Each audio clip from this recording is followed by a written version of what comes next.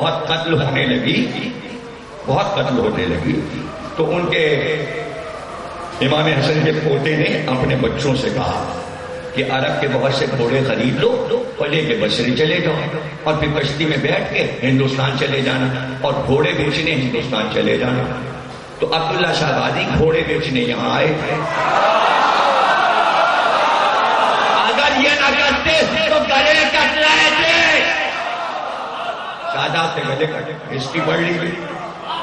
تو راجہ ظاہر نے گھوڑے خریدنا چاہے، اس کو پتہ چلا یہ تو سید زادہ، وہ تو دیوانہ ہو گیا، ان کی صورت، ان کا ہوش، ان کی خوبصورتی، ان کی شجاعت دیکھ کر تو اس نے پورا ایک عملہ انہیں دے دیا۔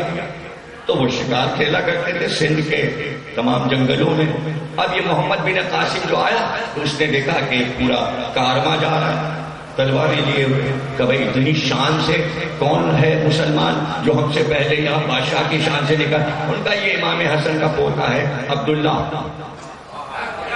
وہ اس کے دل میں دشمنی بیٹھ گئی، مار کے رہا، مار ڈالا۔ حالانکہ بہت ہندوؤں نے یہاں کے حفاظت کرنا چاہیے۔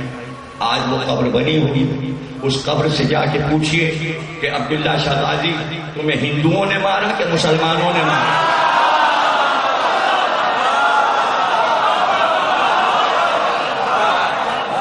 عبداللہ شہبازی کے مزار پہ شیعہ تو جاتے ہیں، لیکن شیعہ تو جاتے نہیں، زیادہ تر تو اہل سنت جاتے ہیں وہاں۔ شیعوں کی عجیب عادت ہے، انہیں پتہ ہے یہ مزار ہمارا ہے، سیدوں کا ہے، امام حسن کا پوتا ہے، مگر نہیں جاتے، اور ساتھ جاتے شہباز قلندر کے مزار۔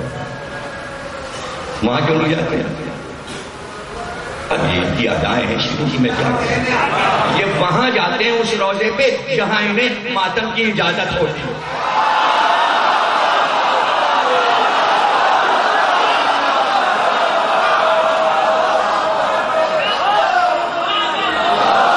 انہیں تو ماتم چاہیے، اب اسی سے جل مرو۔